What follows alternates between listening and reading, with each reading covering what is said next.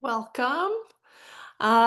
So in this video, we are going to we had just one last example from section 4.5 that we're going to work through, and then we'll do the examples in 4.6. We were going to sketch a graph of this logarithmic function. F of x is 4 times the log of 5 times x plus 2. Now, it might be helpful to remember what a general log function looks like, right? We've got this, let me zoom in here, this vertical asymptote, right, in general, and then this curvature heading up. Okay? And we'll be able to manipulate that, but with a couple of key features. And I took the liberty of writing out the notes in advance, and they're on Moodle, so maybe grab those and follow along with the written notes. Or if you're able to read the written notes and understand what's happening, then you don't need to watch the video. So with a couple of key points for sketching this graph, we can figure out roughly what this graph would look like. So first thing I would suggest is finding the vertical asymptote. Now, what that's going to require is the domain of a logarithmic function, which we know now is if we have the log of x generically, then x has to be greater than 0. Which means that everything inside here, 5 times x plus 2, has to be greater than 0. Now, I have just kept it as 5 times x plus 2, but then I've expanded to 5x plus 10 has to be greater than 0. Which means that 5x has to be greater than negative 10, which means x has to be greater than negative 2. Now, that gives me an idea of the domain of my graph as well, right? So I know that, okay, I'll have this vertical asymptote here at x equals negative 2, which means I can't get to negative 2, hence the open dot there. And then, oh, that's distracting. I've got a little extra video there. Weird. And so I've got this this open dot here, meaning I can approach negative 2, but I can never get to negative 2, and then x has to be greater than negative 2. Okay? So far, that's what I know about my graph. Okay? Next thing that might be helpful is finding, okay, well, where on this x greater than negative 2 am I going to cross the horizontal axis, right, or the x-axis? And so we're going to find the horizontal intercept. Okay? That's where f of x is equal to 0, right? Where's the output equal to 0? That's on the x-axis. There's a couple of different ways, and I just wanted to show you since I have the luxury of time in a video. So 4 times the log of 5 times x plus 2 equals 0. Okay, I've got two options, really, right? I could use the exponent property, right, and say, well, then I've moved this 4 up front and I can bring it back inside the log. All right, that's one option. Okay, because what's my goal here? I want to try to isolate the logarithmic function. All right. Another alternative would be to say, okay, well, I'm just going to divide both sides by 4, which is a little bit cleaner, right?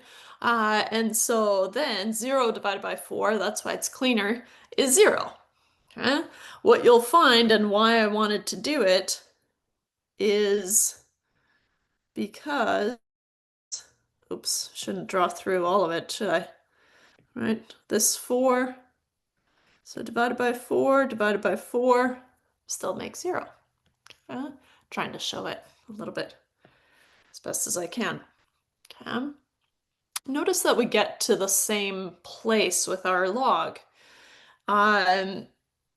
Once we have our log isolated, then we can raise it to the power of 10, right? So 10 to the power of this log, do it to both sides, right? 10 to the power of 0. Anything to the power of 0 is 1, and so that's nice and clean. And we have 10 to the log 5x plus 10 is 10 to the 0, which is 1. And so the reason we took 10 to the log base 10, right? Because if it just says log, it's base 10, right? It's the common log.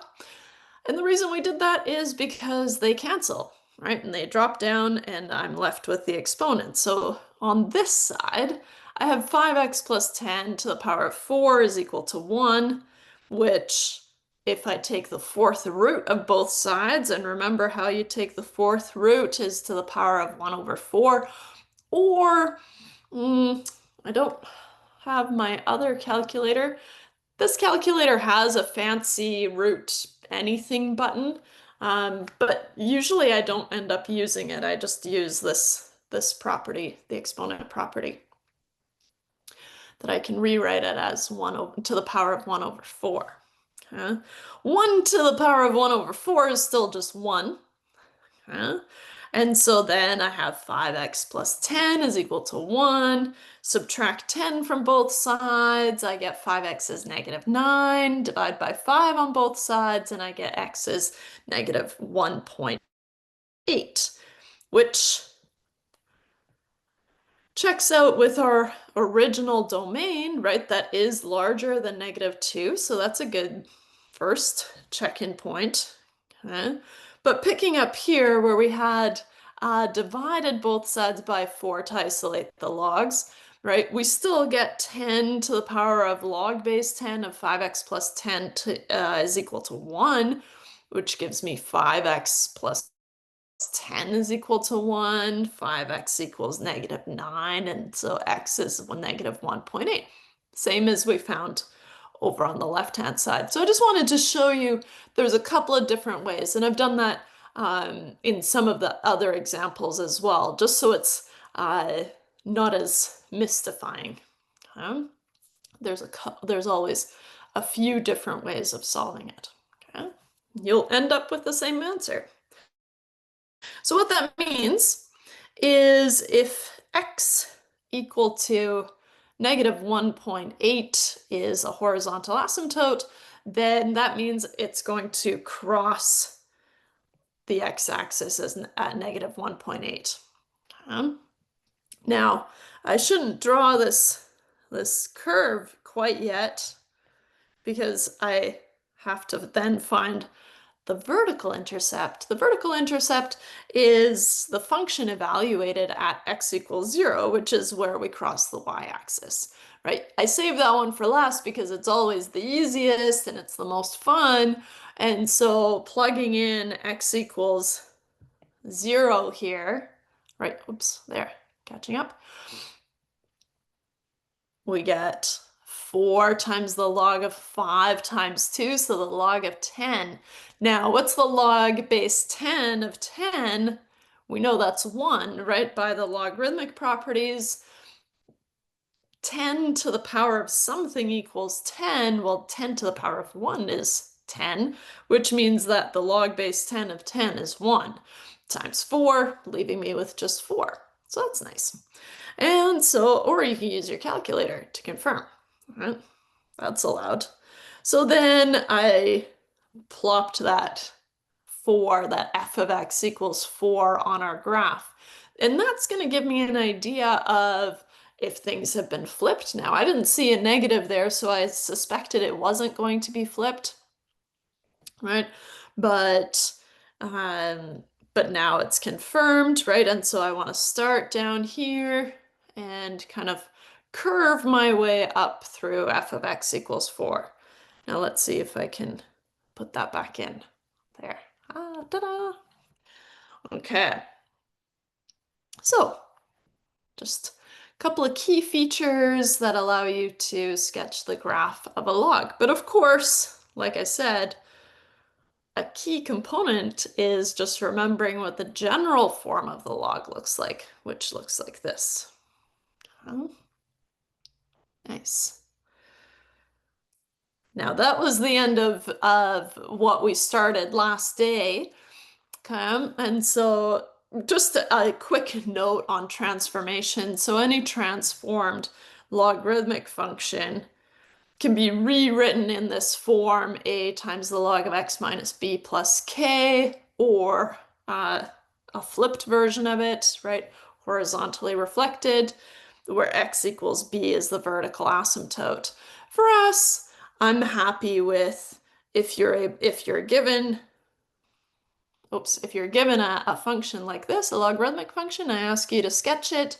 I'm happy with if you find the vertical asymptote, the horizontal intercept, and the vertical intercept. And those three components are going to let you sketch out the graph. All right. Now, section 4.6. 4.6 is word problems involving exponents and logs. And so I do have a note here. Try on your own and then watch the video, which here you are watching the video. And so my hope is that you've tried those examples that are posted on Moodle, and then you can check against the solutions, which are these notes that we're going to go through together.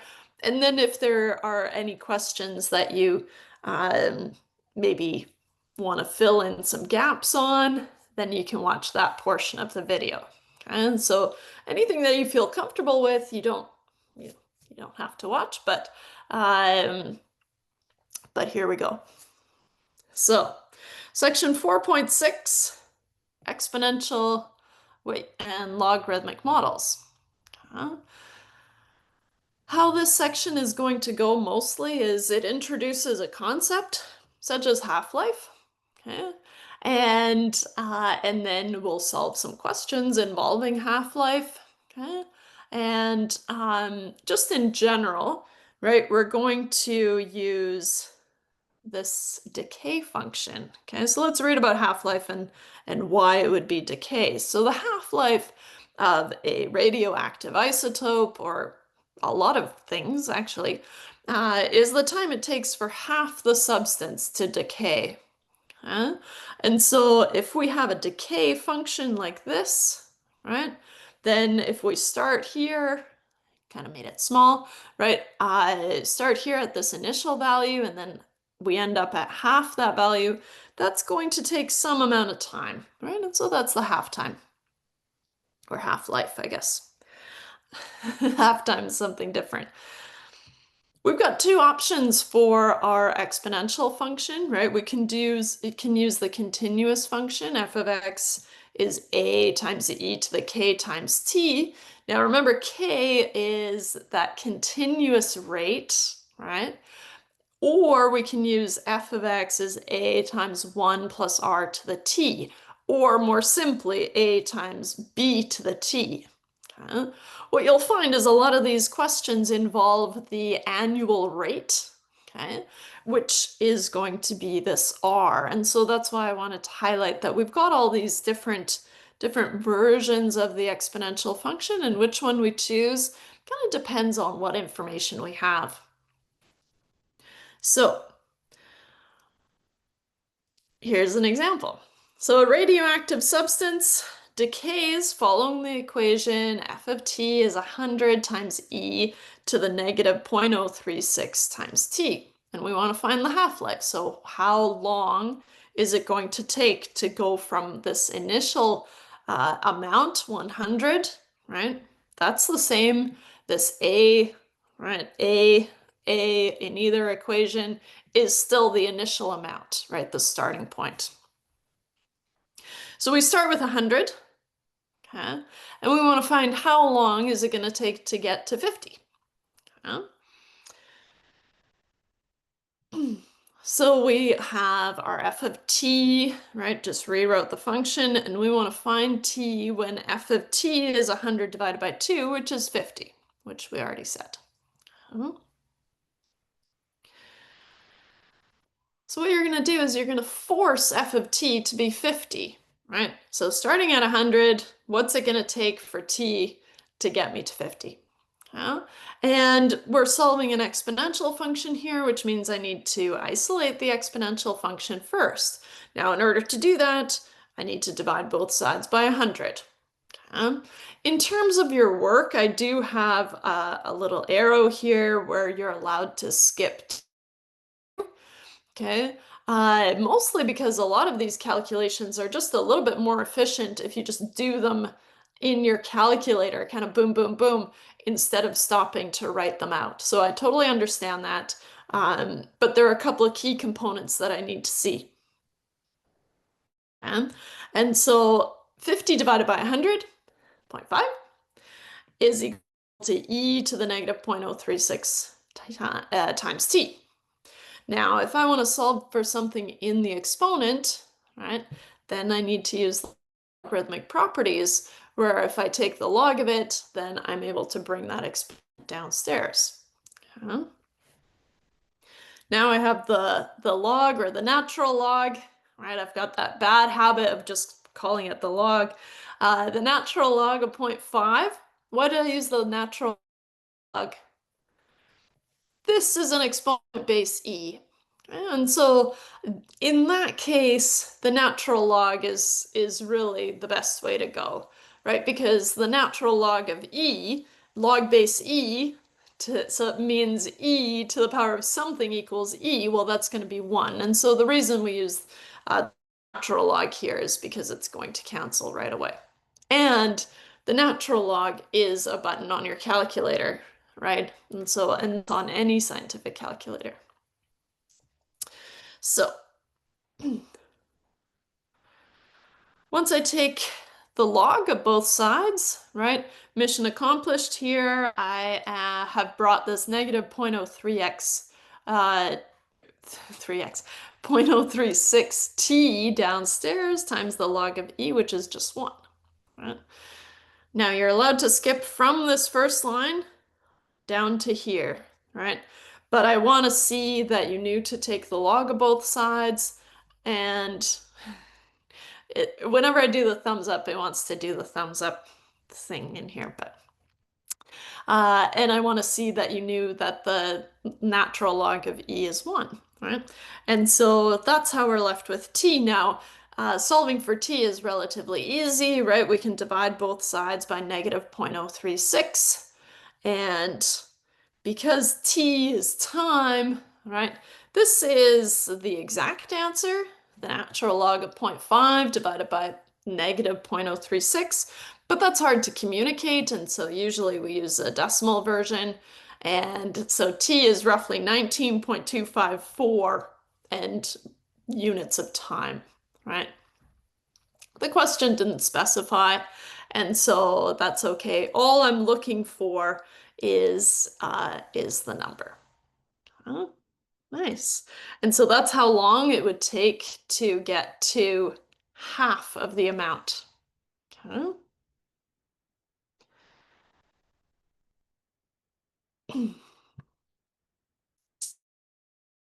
The half-life of iodine 131 is 8 days. Okay. We're asked to find the annual decay rate. Okay.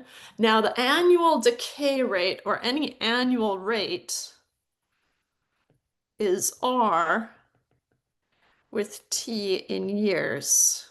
Oops. Okay. The t kind of determines, or the units of t determines the frequency of the rate, right? So annual, it has to be in years, and the annual decay rate is going to be R. Okay. So this is where I wanted to show you that you could use, and if I go back up here, right? Because sometimes it's hard to determine, hey, should I be using this continuous function, or should I be using this, can't remember what it's called, non-continuous function, right, with R explicitly in it. I would suggest, because I'm looking for the annual rate, I would use this formula, right? But as long as you remember that R is the annual rate, if t is in years, then you can use either of these formulas. And so that's what I want to show you here. So if we want to find the annual decay rate, right, then we're going to let t be in years to find the annual decay rate. So I've got kind of my suggested approach in dark blue, but I also wanted to show you an alternate approach in light blue. Okay, but let's go through the first approach first, and then we'll move over to the alternate approach. Starting with f of t is a times 1 plus r to the t. Now t has to be in years, so 8 days is 8 365ths of a year, right? Now, the tricky part is we're used to having an a, but the thing is, if we have the half-life, then I know that A went from, A went from A to half A, right? Or A over 2 if you prefer. So what happens is you're able to cancel those A's on both sides since they're multiplying anyways. So they kind of go away immediately, which means it doesn't matter what the initial amount is. So now I have 1/2 is equal to 1 plus r to the power of 8 over 365. Now, in order to get at the r inside, what do I have to do? I have to take the 1/2 to the power of 365 and then take the 8th root. Okay? Or just take 1/2 to the power of 365 over 8 is equal to 1 plus r. Now, what this becomes is a very, very, very small number, right? And my calculator kind of gave up, right? And so 1.8 times 10 to the negative 14, move that decimal so many times, right? And then by the time we minus 1, the rate of decay is approximately -1, which means it would be entirely decayed in 1 year. Does that make sense? Right? So let's check back in. Well, if half of it is gone in 8 days, now of course, the thing about having things, right, cutting things in half, is you can do it forever, right? Cut it in half, cut it in half, cut it in half, cut it in half, right? And so yes, there's going to be some remaining, but if you if you have half of it left after 8 days, then after 16 days, you'd have a quarter of it left, and so on and so forth. And so a year, yeah, I'm expecting almost all of it to be gone. Right? And so this rate makes sense. Right? And so I feel comfortable saying that a rate of roughly -1 or 100%, right? -100% makes sense in this case. Okay?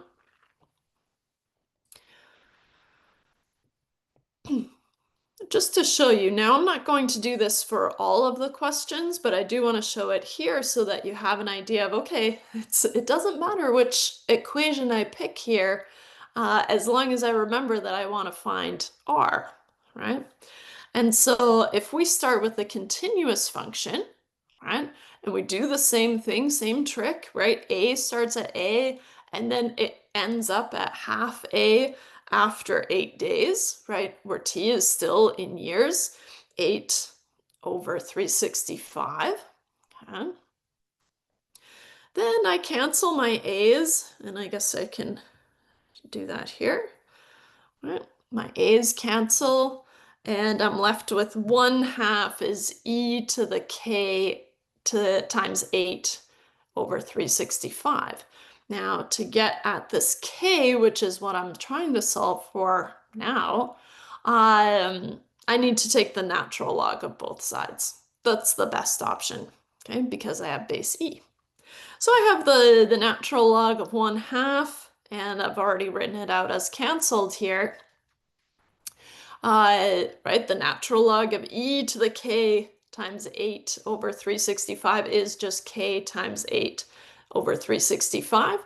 And then solving for k, I did it kind of quickly here, is -31.6-ish. Okay? Now, the thing to remember, if you use the continuous function, is that we're still solving for r, right? And so we solve for k, that's great, but we have to remember that e to the k has to be equal to 1 plus r. Okay?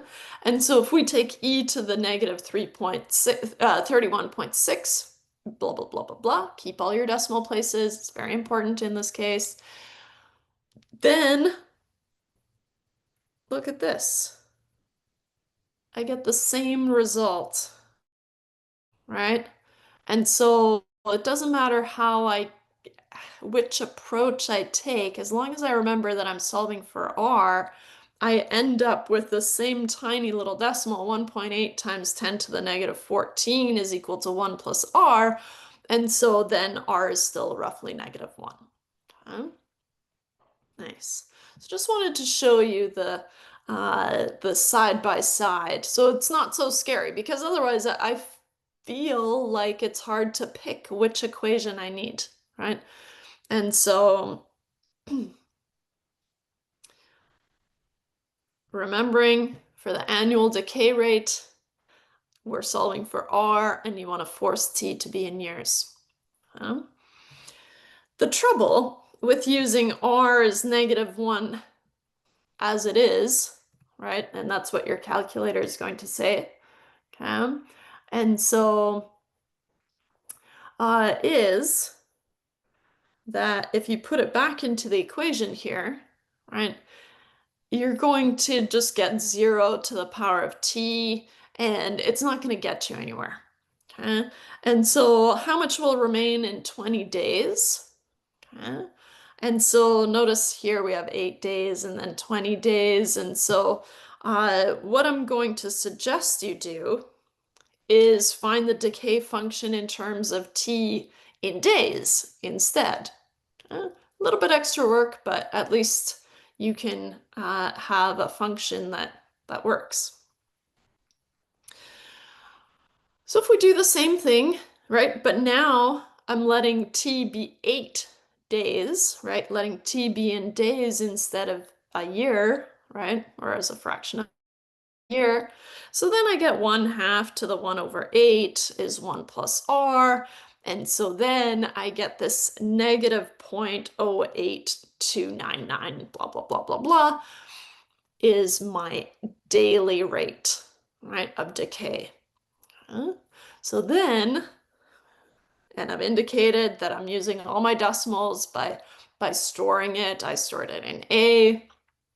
So then if I want to find how much is remaining after 20 days, right, f of 20 is A times 1 minus R, which is stored in A, right, this guy here, to the power of 20, right, because t is now in days. Simplifying that, I get A times 0.17677, blah, blah, blah, blah, blah. So roughly 17.7% of A will remain, right, after 20 days. Okay, so good. Or 1 minus this has decayed if you wanted to put it that way, but that's kind of more confusing in my opinion. Alternatively, right, so you don't have to do both. I just want to show you both. You can use the continuous function, right? And so then you have A has to go to half A, e to the k times 8, taking the natural log of both sides. The natural log of 1/2 is k times 8. Solving for k, I get this negative 0.0866. Now what I want to highlight here is that, yes, these daily rates are similar, right? But here's a daily rate of decay, right? And this is a continuous rate, right? So it's going to be slightly faster. And so I've stored that in B, and then to solve for f of 20, I get A times e to the power of what's stored in B, which is your k now, times 20. Now notice I get A times the same number, right? 0.17677666953. Kind of ran out of room there, but that's okay. All right, so either way, you get to the same result, okay? Which is pretty neat, I think. All right, using K or using R, doesn't matter. On the flip side, we have the doubling time, okay? And so if a population is growing, right, then it'll have some doubling time. So the doubling time of a growing quantity is the time it takes for that quantity to double, of course. Now, if an account grows by 6% per year compounded monthly, then how long will it take the account to double in size? Okay. And I brought in the compound interest formula, right, because it's compounding monthly. And let's just do a quick reminder. So compound interest questions are solved using this formula. So A of t is A, which is your initial investment, right? Times 1 plus r divided by k, and I'll talk about what those are, right? To the power of k times t. Okay? And so A of t, right, is the accumulated amount, right, or the account value at the end, right? We're going to force that to be 2A, right? Because A is the starting amount or the principal amount. Okay, so A is the starting amount of the account, and it's often called the principal amount. Okay? And T has to be measured in years for these formulas. Okay? R is the annual percentage rate, so the APR, which is also called the nominal rate, right? And in our case, 0.06, right? Because we had 6% per year. Okay? And finally, K. K in this case is the number of compounding periods in 1 year. And so if we're compounding monthly, then K must be 12. Okay? And we're going to solve for T. How long will it take for the account to double in size? So with the same trick, right? Forcing A of t to be 2 times A and then is equal to A times something, well, I'm able to cancel these A's, right? And so, and I can simplify inside the brackets here, 1 plus 0.06 divided by 12. And so I get 1.005 to the power of 12t is equal to 2. Now, if I want to solve for something in the exponent, right, I need to take the log. I tend to use the natural log. Now you could get crazy and use log base 1.005, right? And so I've got this kind of alternate solution over here.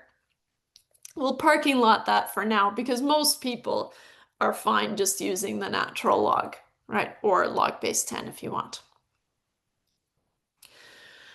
So taking the log of both sides, right? I get the natural log of 2 is equal to 12t because that was the point of taking the log is it brings it downstairs times the natural log of 1.005. Now these logs with numbers inside, they're just numbers themselves, right? And so t, solving for t, I get the natural log of 2 divided by 12 times the natural log of 1.005. Okay. That's the exact answer. And here's the approximate answer. So roughly 11.6 years. Okay. It's promised. You could, it's kind of crazy. It's not a standard log. You could use the log of log base 1.005. Okay. Applying it to both sides again, right? I get the log base 1.005 of 2 And the log base 1.005 of 1.005 to the power of 12t just leaves you with 12t. And that was the point of using the same base, is because it goes to 1, right? 1.005 to the power of what equals 1.005? 1. So then t is the log base 1.005 of 2 divided by 12. Okay. Now, you might remember the change of base formula. The log base b of a is the log base c of a over the log base c of b, and we're going to force c to be base e, right? The natural log, just to match what we did over here. So then I get the log base 1.005 of 2 divided by 12, which is the log base e of 2 divided by the log base e of 1.005, but then times 12, which you can rewrite as the natural log of 2 divided by 12 times the natural log of 1.005. Uh-oh, it looks like I need to get a charge. Let me pause this recording here. Oh,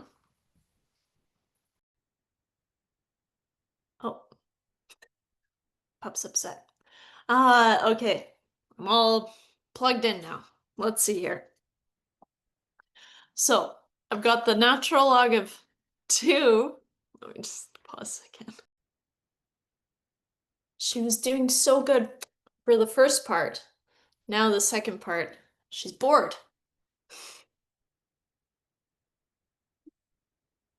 So as you've seen, because you've had time to look at it, the natural log of 2 over 12 times the natural log of 1.005, well, that's exactly what we found earlier by just taking the natural log of both sides, right? And so I find that the difference in the two approaches is minimal, right? And so I tend to only use the natural log, right? Unless I have a base 10 in my exponent, and I'll use log base 10 just for simplicity. Okay? But t is going to be 11.58-ish years. Now, a little fun fact from business math is that the rule of 72, or I've seen it called the law of 70, something like that, gives the same approximation. But the rule of 72 says that an investment will double in 72 divided by R% years. Okay?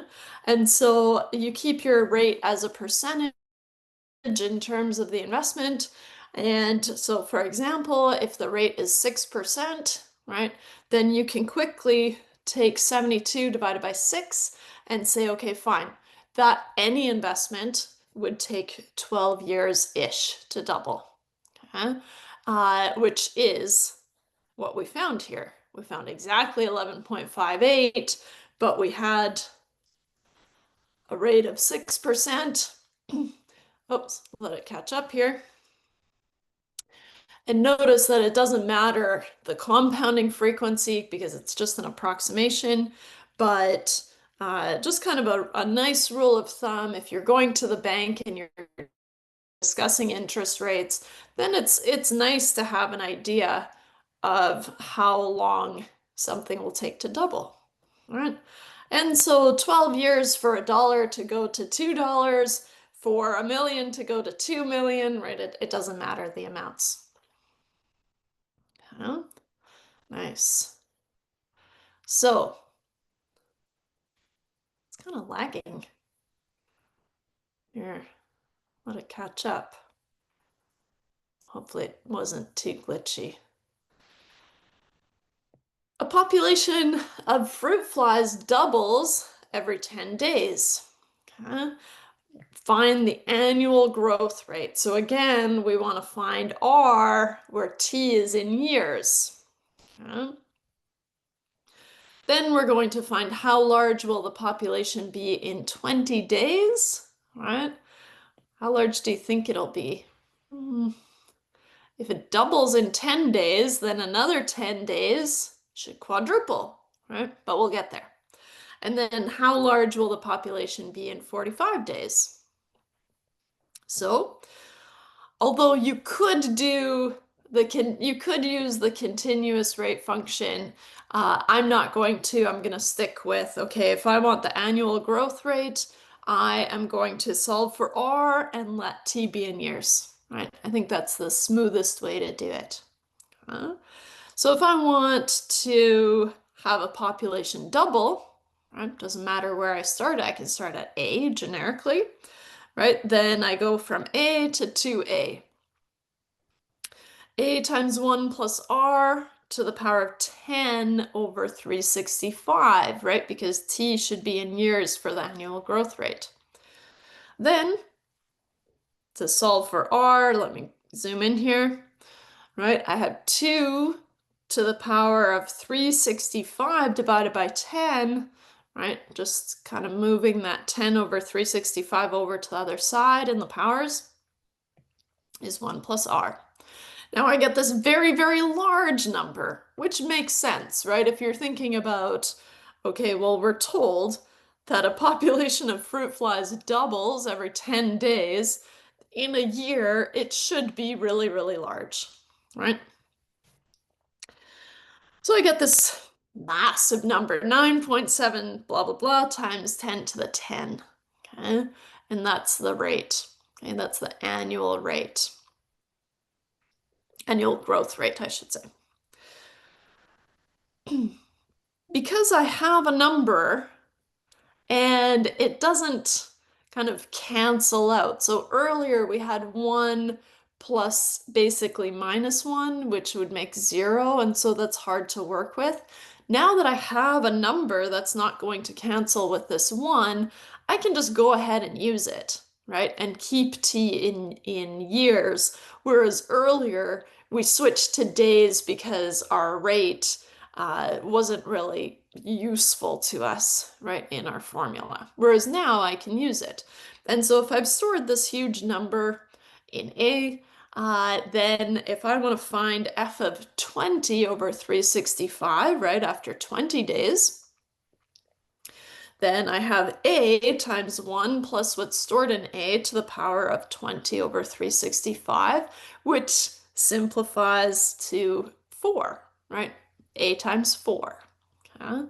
Which is what we expect, all right? It's what we expect because, like I said, if it doubles every 10 days, then after another 10 days to 20 days, right, it should have doubled again, right? And I should be at 4A, which is what we found. Or A times 4, which is 4A. Okay. Now, how large will the population be in 45 days? Okay, so we can use the same formula, but let's get an idea of how much we're expecting it to be, right? 45, if it takes 10 days to double, then 10 and 10 and 10 and 10 and a little bit, right? So somewhere between 4 and 5 doublings. Is what we would expect, just to be able to check our answers. And so 4 doubles, 2, 2, 2, 2A is 16A, whereas 5 doubles is 2 to the power of 5 times A, which is 32A. Okay. So I'm expecting my answer to be somewhere between 16A and 32A, just to get an idea of what I'm expecting. Okay.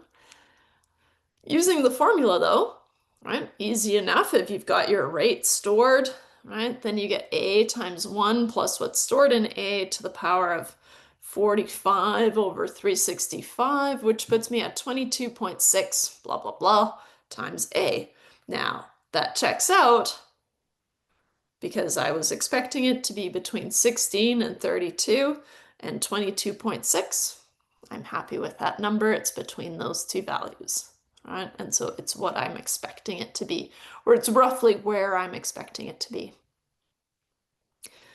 Nice. Okay.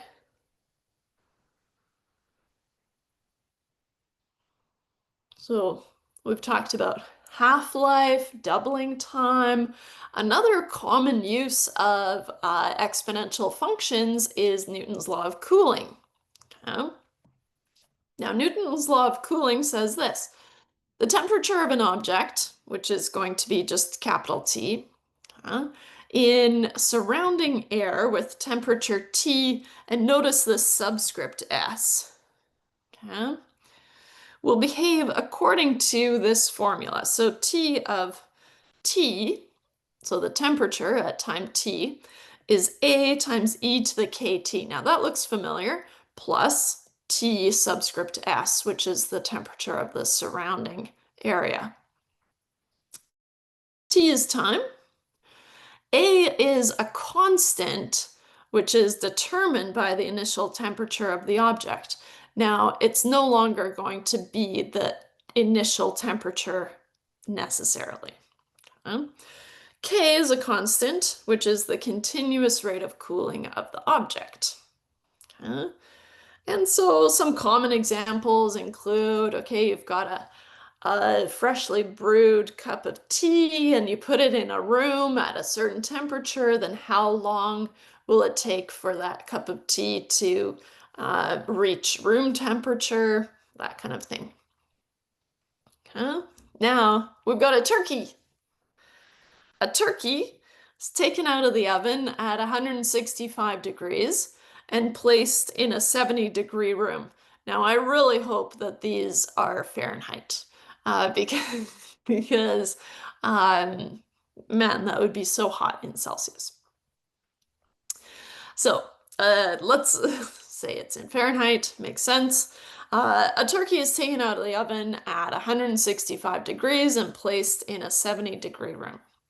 After 10 minutes, it's gone from 165 degrees to 150 degrees. Okay? And we want to know what will the temperature be in 30 minutes. And I'm just clarifying here, after removing it from the oven. Okay? And just to read the whole question, how long will it take to cool to 100 degrees? Okay? So what temperature will it be after 30 minutes? And then how long will it take to get to 100 degrees? In order to solve both of those, we need the temperature equation. Okay?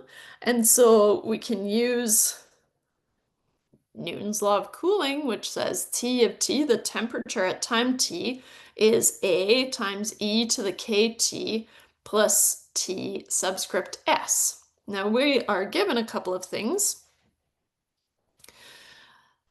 The temperature of the surrounding area, T subscript S, is 70, right? Because it's a 70-degree room. Okay. T of 0, so right as I take the turkey out of the oven, is 165, right? And we're told after 10 minutes, it's cooled to 150 degrees. Now, what I'm going to force T is in years, right? Little t is in, oh, sorry, not in years, yikes. It's going to be in minutes. So here I'll clarify. Let T be in minutes. Minutes after removing the turkey, which is kind of understood because T of 0 is 165. Now, how we're going to approach these is you first want to solve for A if you can, right? So A here. So we're going to use T of 0 to find A. And you'll see why T of 0 is so nice is because at T equals 0, then K times 0 makes 0, and e to the 0 is 1, and so a lot of things kind of cancel away. So I'm left with 165 as A times 1 plus 70. So in this case, A is 95, right? And so 165 minus 70 is 95. Now, So it's not the initial temperature. Okay, that's important. Okay. Going back here, A is a constant determined by the initial temperature of the object, but usually not,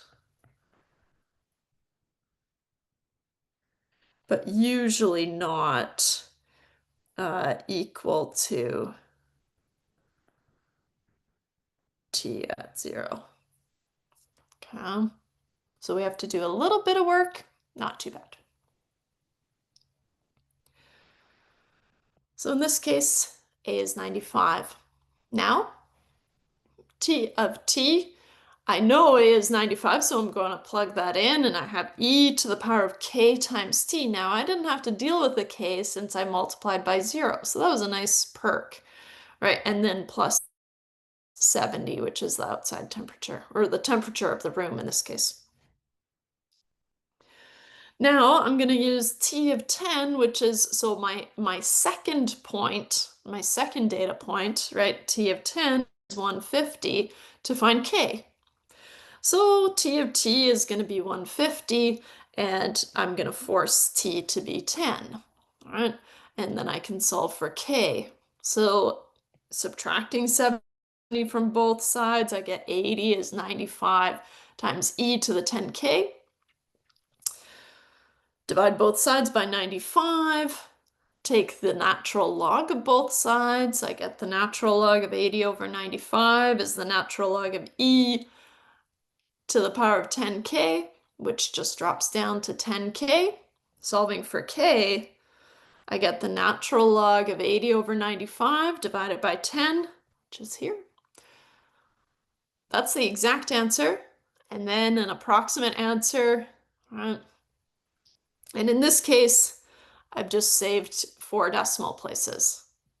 There's no reason. I don't know why I did that. I should have just stored it in my calculator. But I think because we end up having to write it out so many times in the following equation when we're solving for things, then it's just nice to use a slightly rounded value. So I went to 4 decimal places. So our temperature at time t equation after t minutes is going to be 95 times e to the negative 0.0172, or the whole thing if you are keen, times t plus 70. And we wanted to find what's the temperature after 30 minutes. All right. That's going to be t of 30. 95 e, this is just a plug and chug at this point because we've established the formula, which is the hardest part, and then we're just using the formula to answer some questions.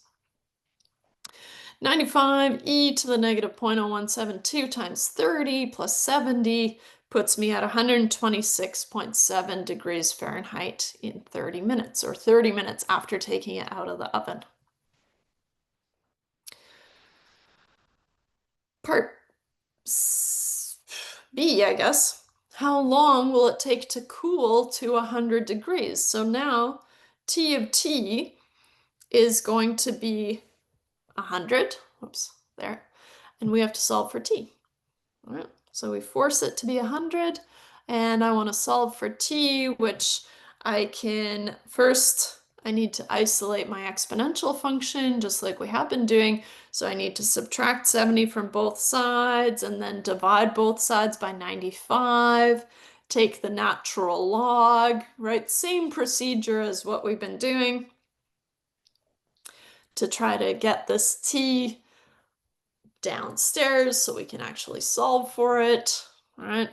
And so I get the natural log of 30 over 95 is negative 0.0172 times t. Solving for t, right? I get the natural log of 30 over 95 divided by negative 0.0172, or roughly 67 minutes. Nice. Good.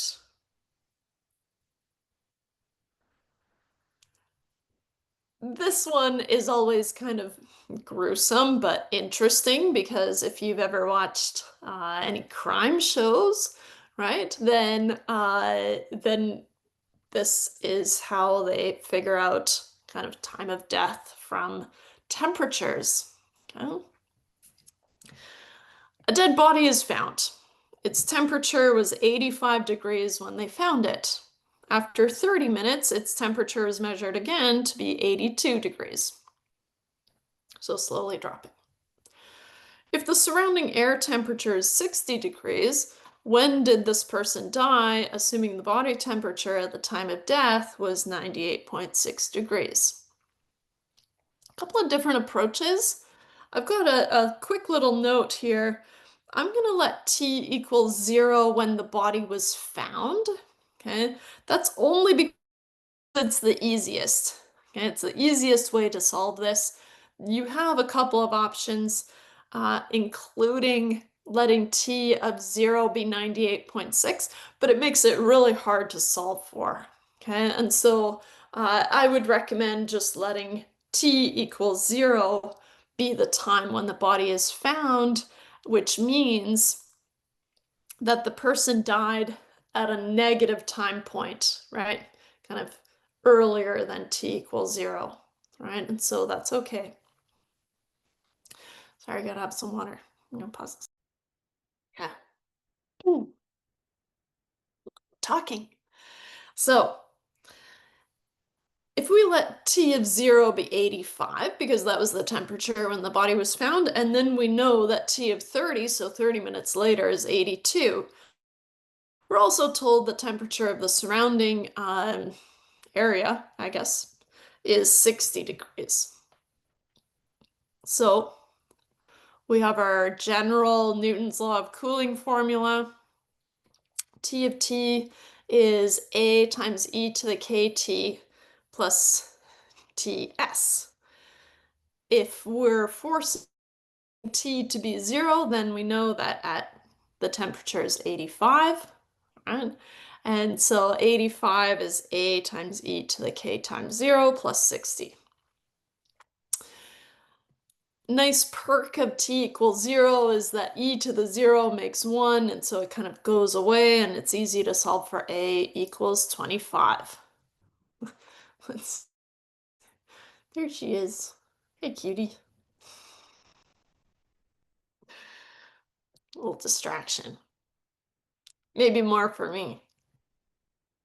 No, she's a good girl. Now we're going to find k.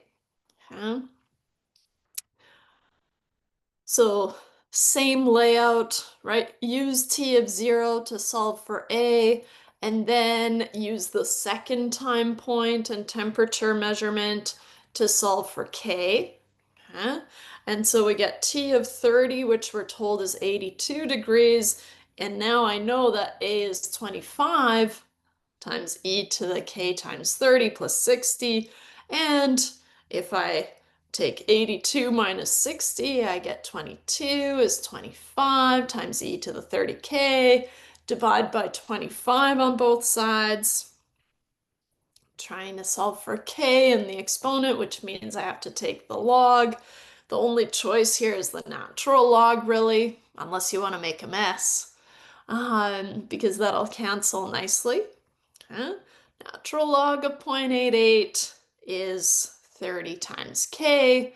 So then solving for k, the exact answer is the natural log of 0.88 divided by 30, or roughly negative 0.00426, blah, blah, blah, which I stored in A. Okay.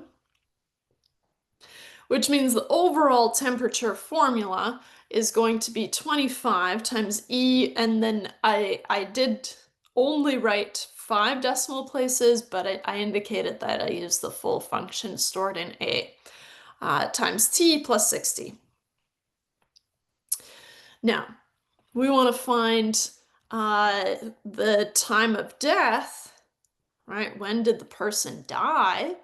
Okay, and we're told that the temperature would have been 98.6, or at least that's a good estimate.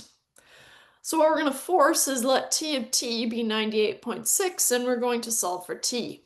Okay? And as I pointed out earlier, this will be a negative, right? Since we let t equal 0 be the time that the body was found, and so then we're solving for a time before then.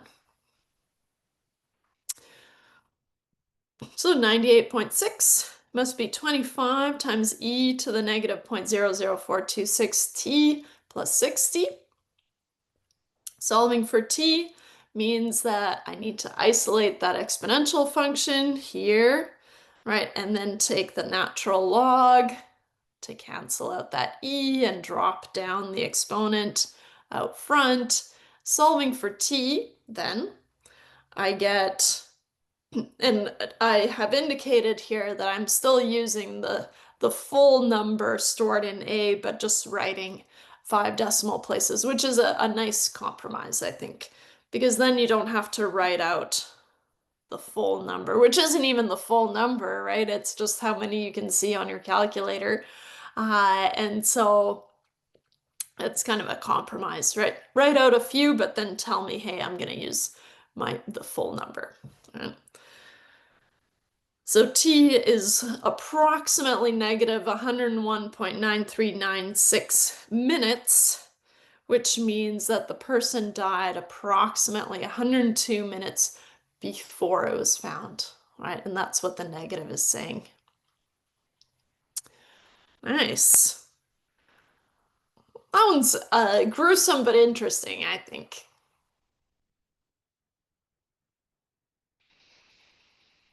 A little bit about logarithmic scales before we keep going here. And so we use logarithms for quantities that vary in magnitude.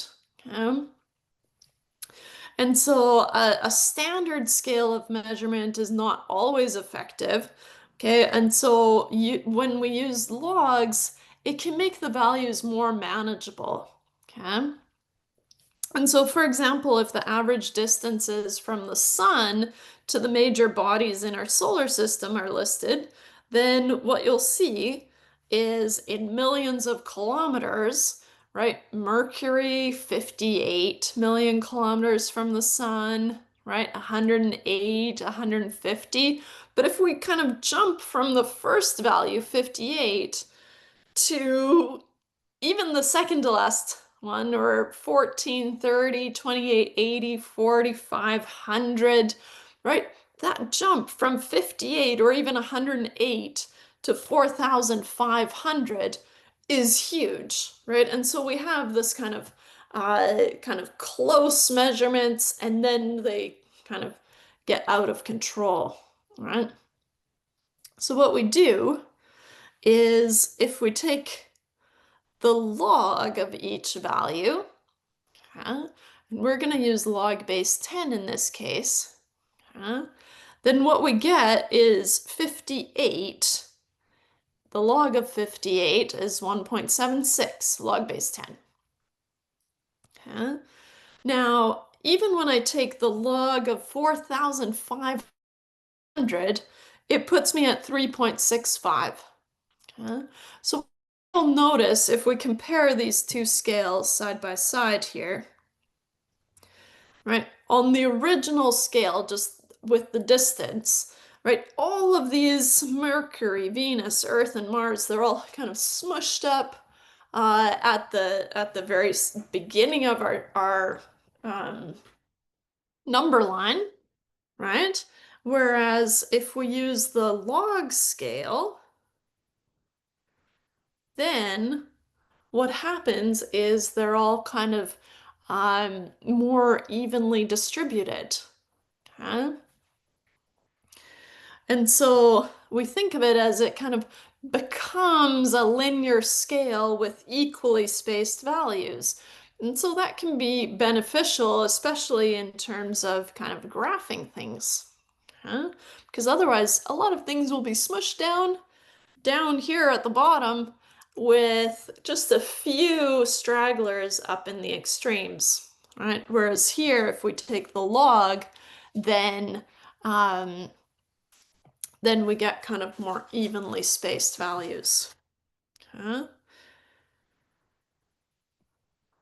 You might recall that if b to the x is equal to a, then the log base b of a is equal to x, right? How I read this is b to the power of x is equal to a, right? So it's got this kind of circular movement. Now, if we let the base be 10, then we can rewrite Venus, which is 108 million kilometers, I think it was, is roughly 10 to the power of 2, right? Log base 10 to the power of 2 is roughly 108. Oh, thank you. Yeah. You can.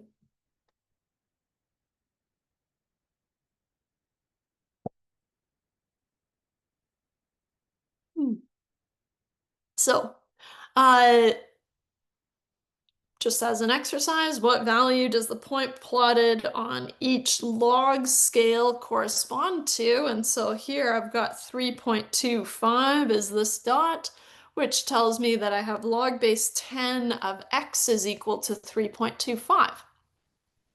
Remembering that kind of circular movement, 10 to the power of 3.25 is equal to x, right? So then we can rewrite x is 10 to the power of 3.25. So x is roughly 1778.27, blah, blah, blah. Whereas here, if I am somewhere between 10 point, or exactly halfway between 10 to the negative 1 and 10 to the negative 2, then I'm going to guess that that's at 10 to the negative 1.5, which is my x. And so 10 to the negative 1.5 is equal to x.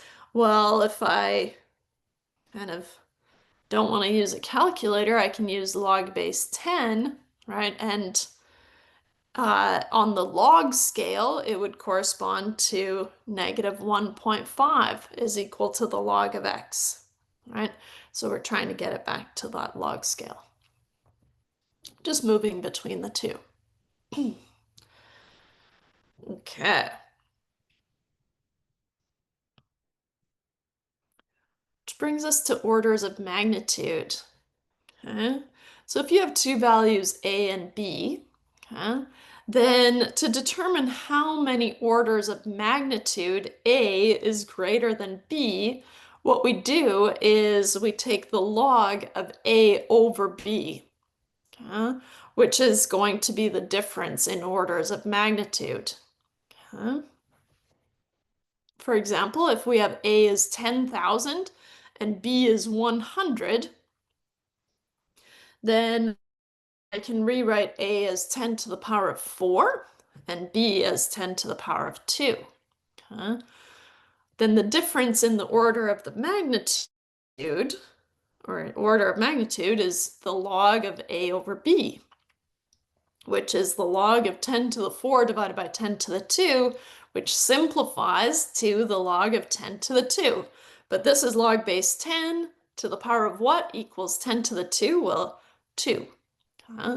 And so that's not, unless you rewrite them as powers of 10, right? It's hard to see the difference in the orders of magnitude just right away, right? And so that's why we take the log of A over B.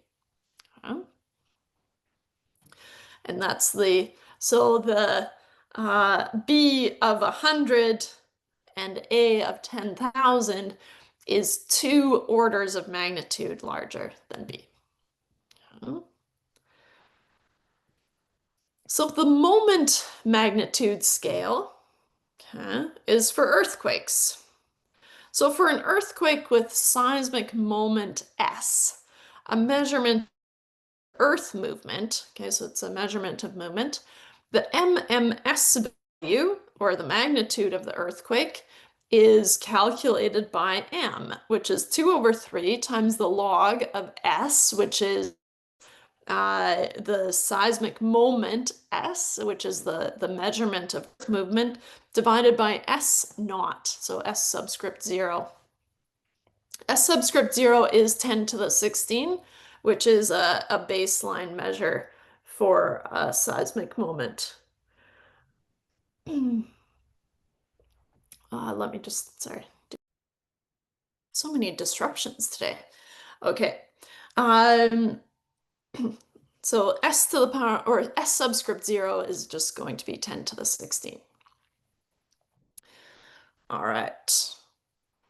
If one earthquake has an MMS magnitude of 5 and a second one has a magnitude of 8, then how much more energy was there in the second earthquake?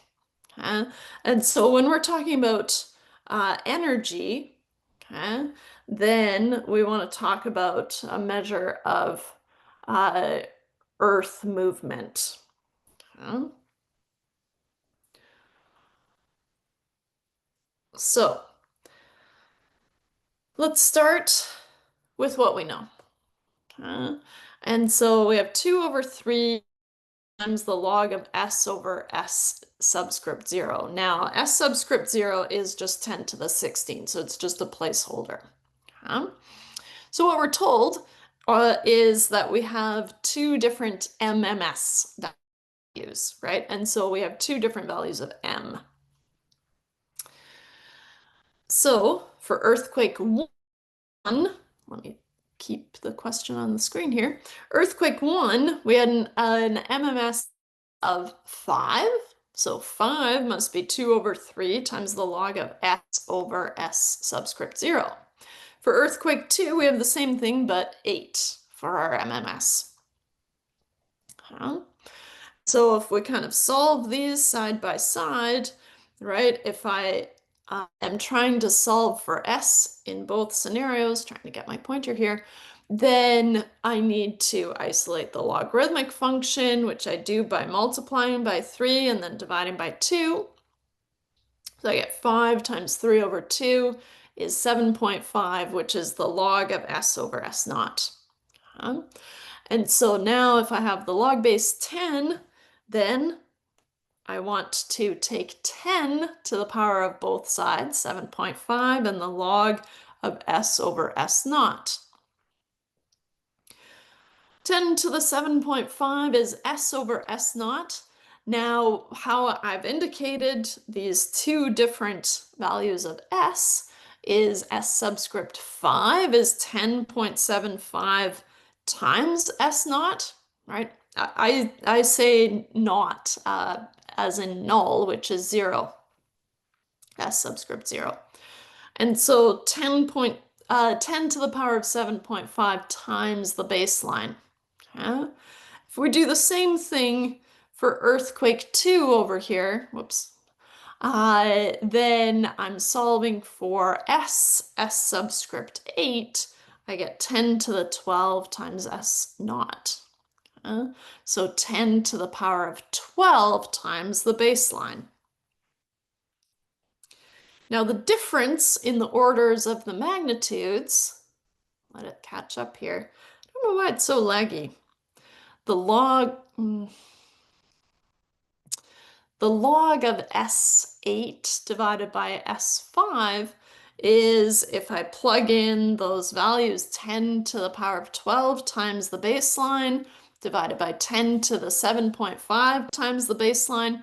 Well, these baselines are going to cancel, all right? And so I'm left with the log of 10 to the 4.5, which of course simplifies to just 4.5, which means that the second earthquake had 4.5 orders of magnitude more energy than the first, right? 10 to the power of 4.5 is roughly 31,622.77, right? But the orders of magnitude is 4.5, right? More energy than the first.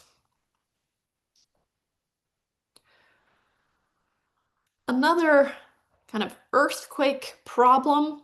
Now, the MMS is similar to the Richter scale, but I guess the Richter scale I was reading is just kind of a more outdated version. And so they're similar, but not the same. Fun fact.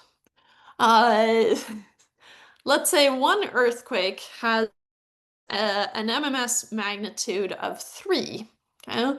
And a second earthquake, has 10 times as much energy as the first, okay? Then what will its MMS magnitude be? So, a couple of different ways that we can solve this. And I have labeled it optional and wrote it in orange just because you don't have to do this part. You'll see why once we've done it. So if it has 10 times more energy, then you can rewrite that as 10 to the power of 1, right? So the difference in the order of the magnitudes must be 1, right? And since S2 is larger than S1, right? If I label the amount of energy of earthquake 1 as S1 and the amount of energy of the second quake as S2, right? S2 has 10 times as much energy, so bigger, than 1. Oops, let it catch up here. It's so slow. 1 must be the log of S2 divided by S1. Now, if I take 10 to the power of both sides, 10 to the 1 is S2 over S1, since the log base 10 would cancel out. Now, 10 to the power of 1 times S1 is equal to S2. You could have started here, right? If we go back here, S2, right? So laggy. S2 has 10 times as much energy as S1, which means that you could have started here. S2 is 10 to the power of 1 times S1. That's okay. So you can jump in there, or you can kind of convince yourself with the orders of magnitude. Now, we were told that the MMS of the first earthquake was 3, right? And so we're given that M1 was 3, which is 2 over 3 times the log of S1 over the baseline, 10 to the 16. And if we multiply by 3 on both sides and then divide by 2, I get 4.5 times the log of S1 over 10 to the 16. Since I'm trying to solve for something inside the log, I need to take 10 to the power of both sides. And I get 10 to the 4.5 is equal to S1 over the baseline, 10 to the 16. Now, when I solve for S1, I need to multiply both sides by 10 to the 16. By exponent properties, I know that S1 must be 10 to the 4.5 plus 16, which puts me at 10 to the 20.5. Okay. Taking that value, and I'm not going to scroll up because, or I guess it's right here. Sorry. S1, if I know what S1 is 10 to the 20.5. Now I can plug that in here, right, and solve for S2. I wanted to know the MMS of the second earthquake, but we're getting there.